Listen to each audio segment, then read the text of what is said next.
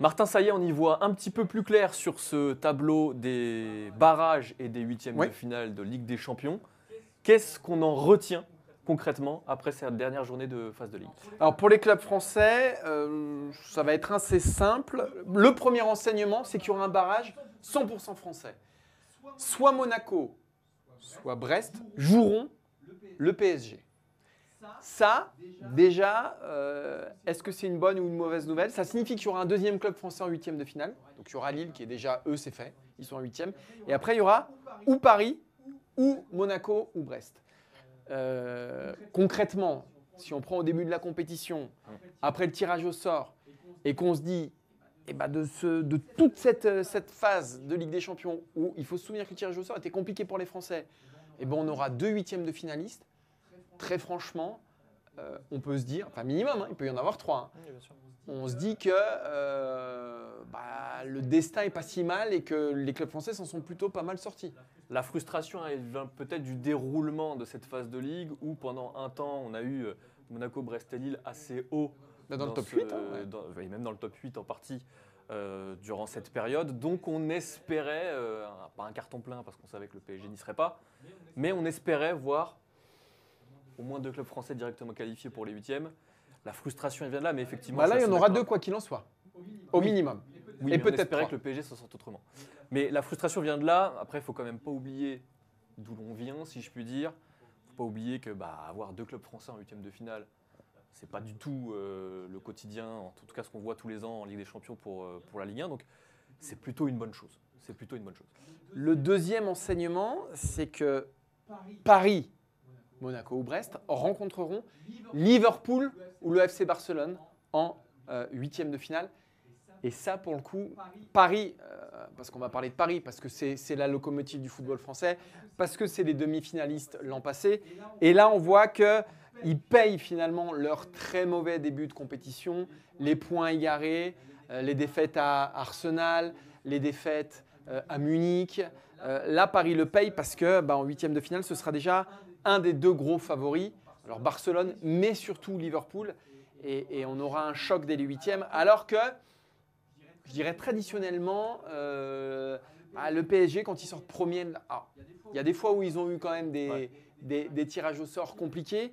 Et là, très honnêtement, on peut difficilement faire pire que Liverpool ou que le Barça.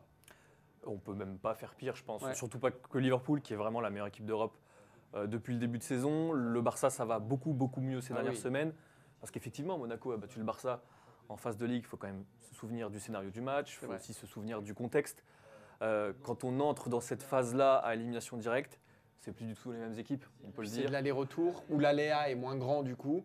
On rappelle juste que Monaco a battu le Barça parce que le Barça était réduit à 10 très tôt dans la partie notamment. Et Monaco était sur une autre dynamique que celle l'actuelle. Donc oui, ça sera très très compliqué, y compris pour le PSG qui certes va beaucoup mieux. Mais en face, il y a les plus gros morceaux. Ouais, Liverpool et le Barça, c'est pas Manchester City cette année. C'est très très très fort. Les curseurs, ils sont très très très hauts. C'est les références européennes, Liverpool notamment. Le troisième enseignement, et ça plutôt pour le coup, c'est une vraie bonne nouvelle et c'est une vraie récompense pour Lille.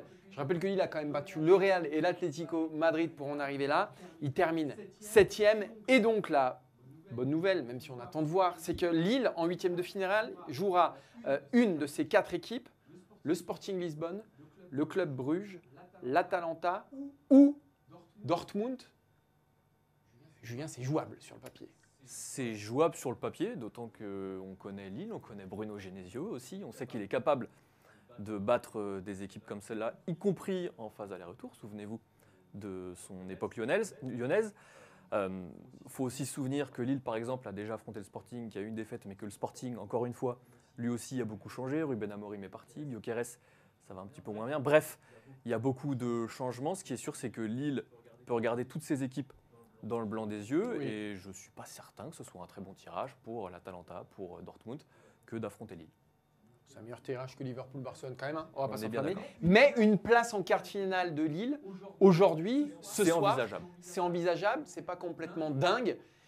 Et ça, ça récompense le travail de Bruno Genesio. Dernière chose sur laquelle je voulais insister, c'est Manchester City. Et pour City, ce sera plus compliqué parce que eh ben, ce sera le Real ou le Bayern Munich en barrage, ce qui signifie qu'il y aura tout de même un gros qui sera éliminé dès les barrages de cette Ligue des Champions et donc qui ne verra pas les huitièmes. Et ça, c'est un des vrais enseignements de ce tableau.